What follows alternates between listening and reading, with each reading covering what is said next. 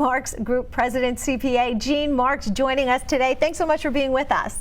Hey, Elizabeth, thanks for having me on. Glad to speak with you. All right. Do remember, we want everyone at home to be part of this conversation. So for the next half hour, we'll be answering your questions. You can submit them right now under the live stream of this show on Facebook. So it really is the last minute scramble. If people haven't already done it, now is the time, or maybe 5 minutes ago. People might have had the best of intentions, but it's now, the clock is on the field. So let's first start with some positive things and maybe some of the tax breaks that are out there. Sure. Yeah. Well, first of all, I do want to say at the beginning that, today is April 18th, which means that we do need to file our tax returns. Just remember, guys, if you are panicking about getting your returns done, you can always file an extension. Okay. That is really important thing to know. What's called Form 4868. Now, the key thing to be aware of is that if you file an extension, you still have to pay in your taxes, right? So the government wants to make sure they got your money, but you can take a little bit of extra time to do it. And frankly, I just had that situation with one client of mine who was, an older woman who had some mix up with her insurance payments that she was getting in. It said she owed like $3,000 in taxes, which I know was like a big number for her. But what we said to her is, listen, pay in the $3,000 now, just relax. And then let's take a deep breath. Let's figure out what the problem was. Let's redo your returns, amend them if we need to. We can file the extension to give us some time, and then you'll get the money back. So again, if you're in a panic right now, remember, as long as you paid in your taxes, get an extension in there. Okay. Now, Elizabeth, let's talk about some last minute stuff you can do. Is that fair enough? Okay, the one biggest thing has to do with your pension. If you have an IRA, an individual retirement account, and a lot of people can have IRAs as well as a 401k, there are some rules around that. But if you've got an individual retirement account, for goodness sake, please max it out today. Do whatever you can. You can contribute up to $6,000 into that account. And even if you make a payment in there today, you can still get a deduction for it on your tax returns because they have an extension after a certain amount of time. So put in the maximum amount you can do for your IRA for 2021, make the payment by the end of the day today, and you can claim that deduction on your returns. By the way, if you're over 50 years old, you can pay in $7,000 for 2021 as opposed to $6,000, an extra $1,000, and you can get the deduction in 2021. So take advantage of that. The other thing I also want to say is, if you're watching this and you're working for an employee, like a company, Elizabeth, that offers a health savings accounts, sure, which is where you can put money away pre-tax and then use it for unreimbursed healthcare expenses. You can max out on that. If you pay in up to $3,600 individually or $7,200 for a family, you can still pay that in now up until today and get a deduction for it, and then use that money for healthcare expenses in the years to come. So if you've got the time, you haven't filed your expenses, I'd say the two biggest moves you can make at the very, very last minute is maxing out your retirement accounts and maxing out your health savings accounts as well. And remember, if you don't have the time to get all the paperwork together, you can extend your returns and then file the returns by October 15th. I hope I'm not going too fast. No, that's good information. And what about for people with kids? Because, some people or a lot of Americans ended up getting those checks this year. So how does that play in and really change our returns? Well, the child care tax credit was significantly expanded in 2021, Elizabeth. So, normally you can claim a credit based on $4,000 of your income for one child. In 2021, it was $8,000 of expenses related to child care could be claimed for a child care credit. So really, your maximum credit in 2021 could be $4,000 as opposed to $3,000 normally for just one child. If you've got two or more kids, you can claim a credit of up to $8,000. What's amazing about that credit for 2021 is that it's refundable, which means that if the credit is bigger than the taxes that you owe, the government will give you a check back. So if you're sitting there now, it's April 18th, and you're like, I really did have a lot of childcare expenses in 2021, and I'm not sure I fully took advantage of that childcare tax credit.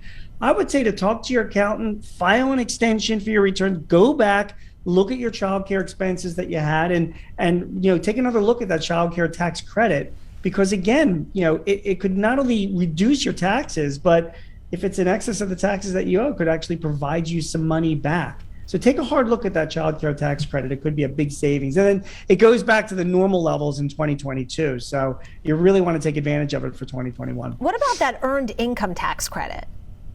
So the earned income tax credit is it's a tax credit designed for people that are in lower and moderate income levels. And it's the same thing as the child care tax credit in the sense that some people don't take it or they're not aware of it. But basically, if you like filing a joint return with your spouse and you're earning less than $27,000, you can actually get a credit on your taxes. I mean, it's like an actual credit against whatever taxes you owe and even get the money back in the form of cash. It's a refundable tax credit. So if you're not familiar with the earned income tax credit, if you haven't talked about it with your accountant, or maybe you might want to talk to an accountant, that's a huge credit that you could be, it could be available for you.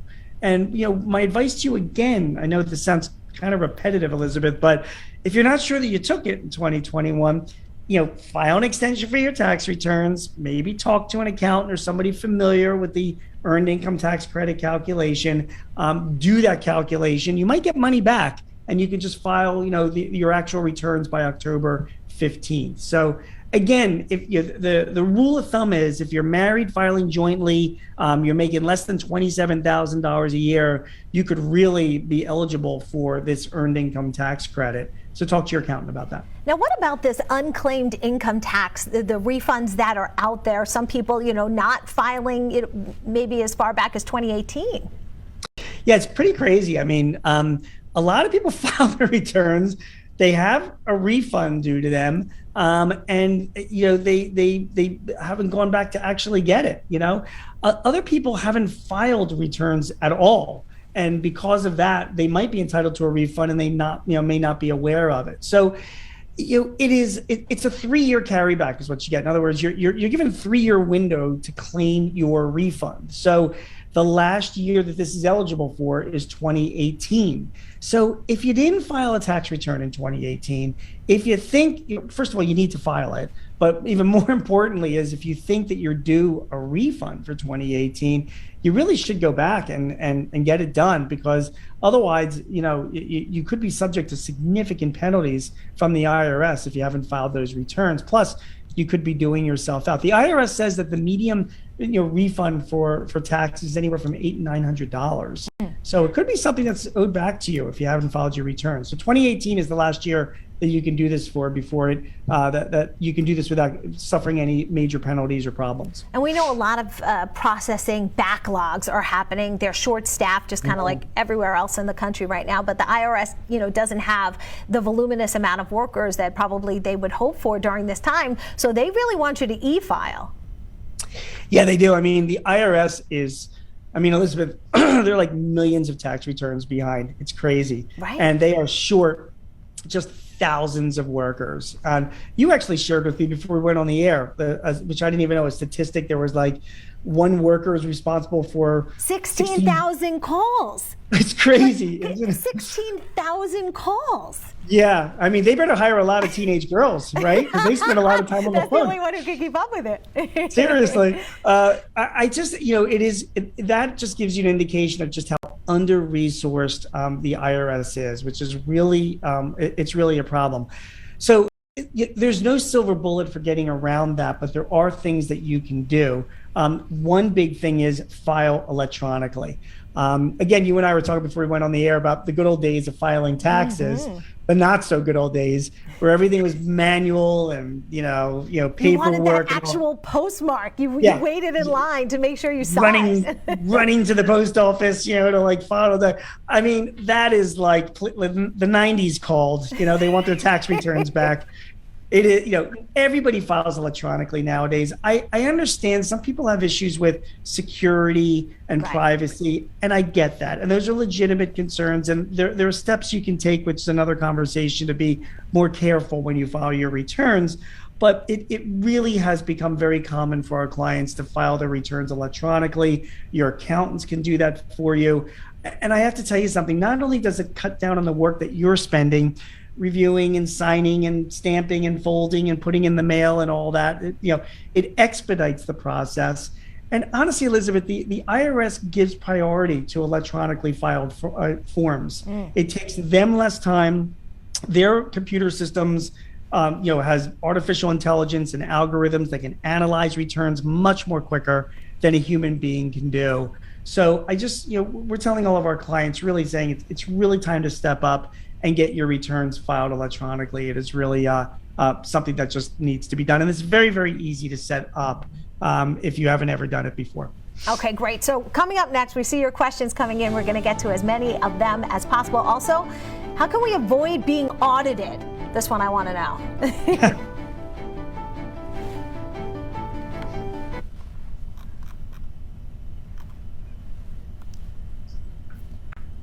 Okay.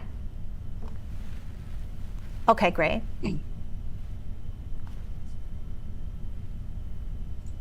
Okay, perfect. Hi to everybody on Facebook.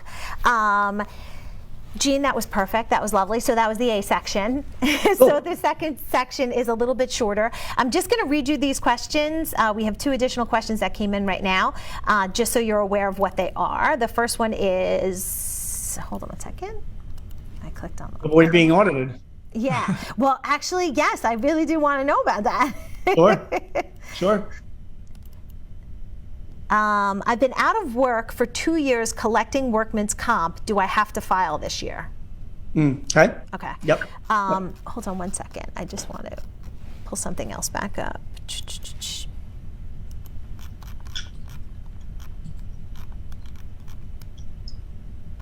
Oh, when you get rejected electronically and they're asking you like verification questions, what should people do? Should they just like stop and then go and I'm sorry, I print didn't it catch the out first. paper-wise? If people are getting problems with verification questions about their adjusted gross income, Okay. so I guess if the numbers don't match, there's like some problem and then it won't let you file your returns?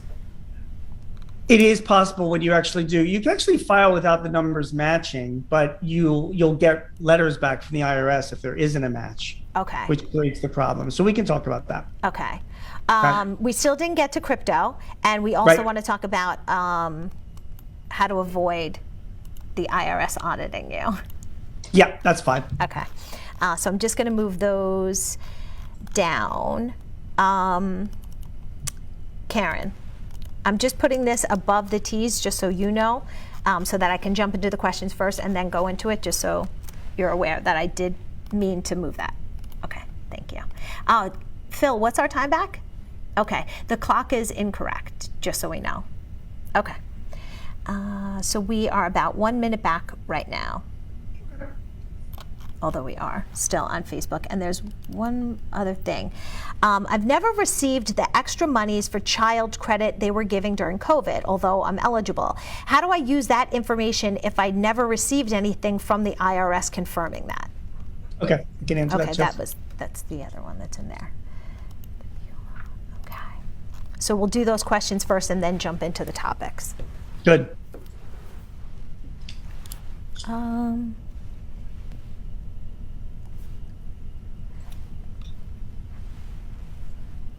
Okay, we have one more that just came in asking about Venmo, just so you know. And can someone cue to the B section, please? Thank you. The Venmo issue is pretty important. This.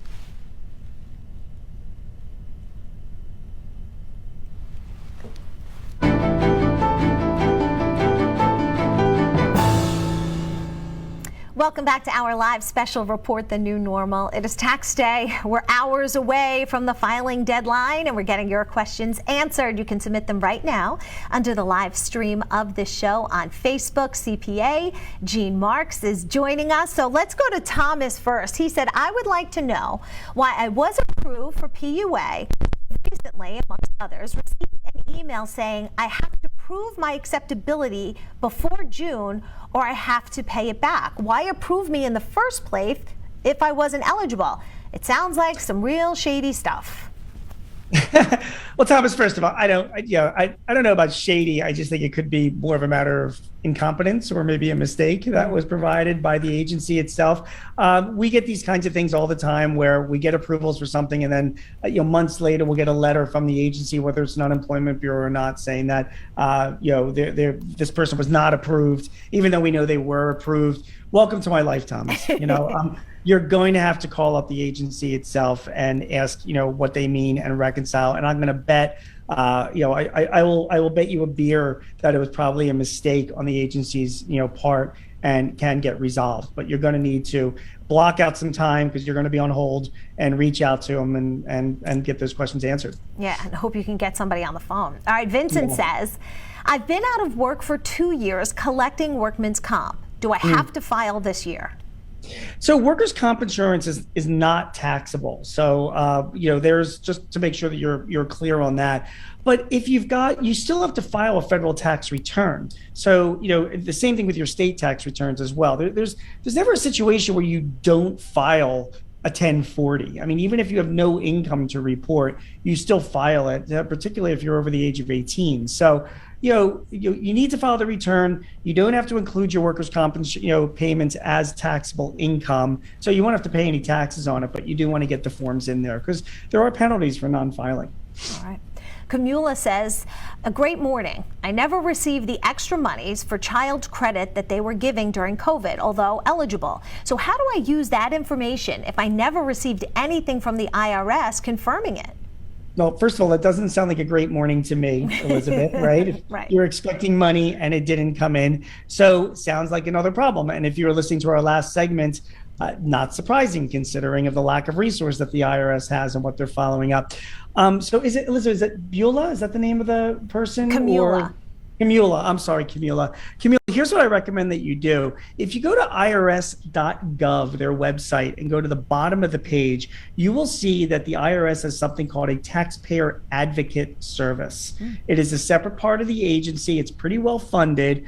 Go there and you'll reach out to the taxpayer advocate service. Their job is to sort of be your guide and to help your representative, your advocate, with the Bureau itself.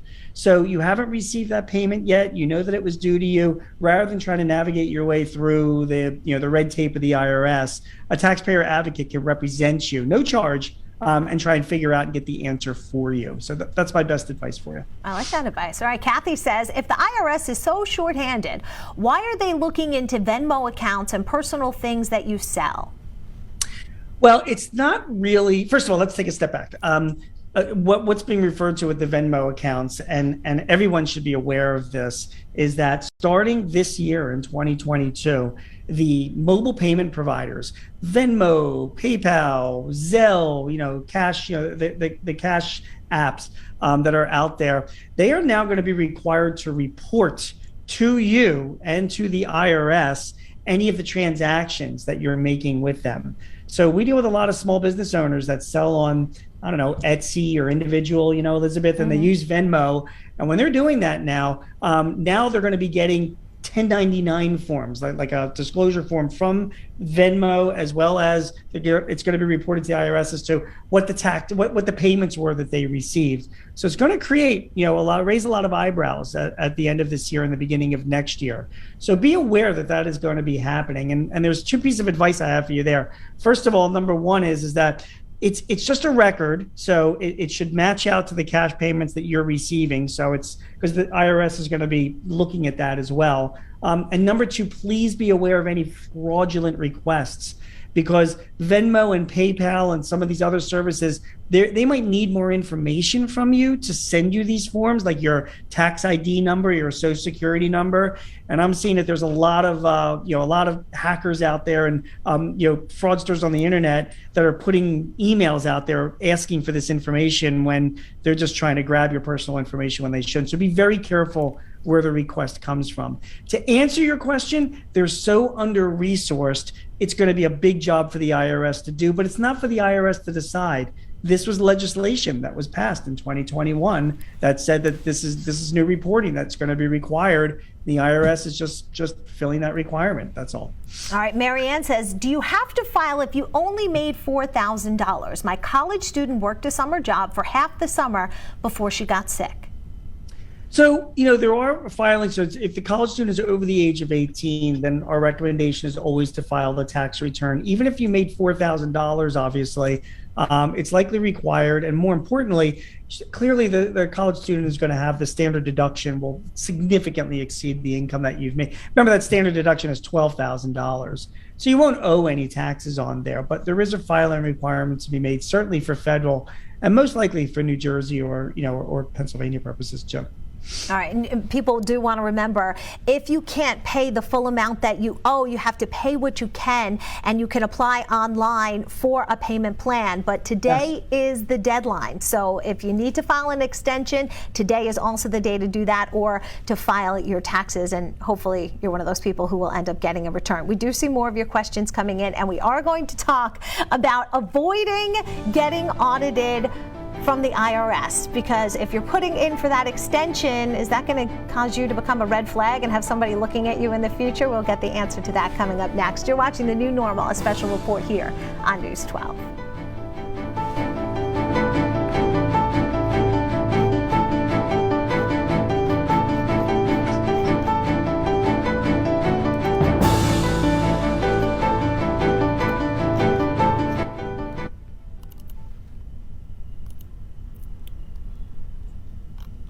Hello to everybody on Facebook. That was one of the things I was wondering about. So how do you figure out what your estimated payment is? If you know, okay, I don't have whatever, or I don't know exactly what it needs to be, how do I figure out what I'm guessing the payment is? Well, first of all, the rule is that your estimated payment either has to be the minimum of 100% of what you paid in the prior year, or 90% of what you estimate for this year. So if you can't figure out what you're going to make this year, if you just don't have the information, then what your requirement is to pay in 100% of what you paid last year. Now, for a lot of independent contractors or small business owners, that could be a significant difference because your income does fluctuate. So the best that you could do this year is you have to estimate what your income is this year. And really, if you sit down with an accountant, it's not that hard to do just a quick run through of an estimated tax return for 2022 with your estimated income and the deductions that would be involved to come up with what your estimated taxable income would be and base your estimated taxes based on that. But remember, it's 100% of last year's liability or 90% of this year's estimate if you can come to some realization of what that is. And if you estimate too small and you owed, a lot more, are you still penalized if you did make that payment? So, first of all, it's a best guess, but the answer is you could be subject to penalties, yeah. So, remember that your estimates that you're making are adjustable. So, you have estimated payments to be made in throughout the year in June and, October and then January. So when you make your estimated payments, September, when you make your estimated payments, you don't make them blindly. Always look at where you are this year, what you've made so far this year, and what you project for the end of the year. If you expect there to be, a big cash payment coming in or some big deal that you did, or good for you, but you need to estimated payment to make sure that you are taking that into consideration. I just want to let you know, so this section is so short, it's only 2 minutes. Are there any tax breaks for single filers I should be aware of, is Sandra. So I'll ask that at the top, and then we have to get to avoiding being audited, and then crypto if we can, okay? Okay, so it'll be quick. I'll answer quickly.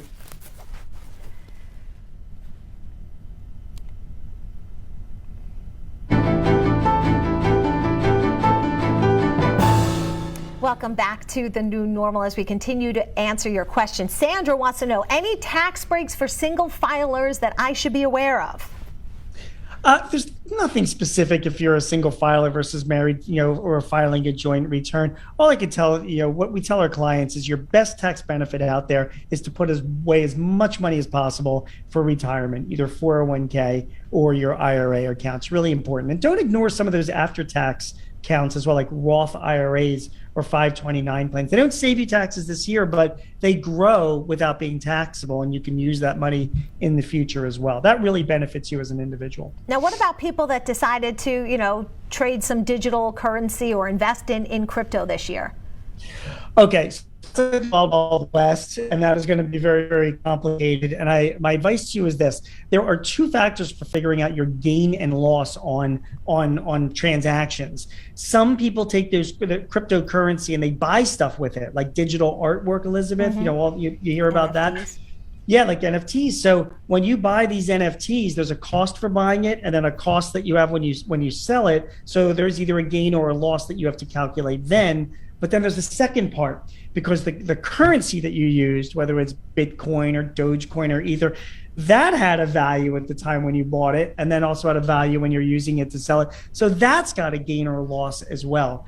So if you're in the crypto world, and particularly if you're buying stuff in the crypto world, you've got to have spreadsheets that are very carefully tracking the cost and the sales price of not only your currency that you've got, but also, the cost of whatever things that you're buying out there as well. So you can go back and calculate the gains, figuring in both of those items. All right. Thanks so much, Gene Marks, for joining us today, and for everyone at home for your questions.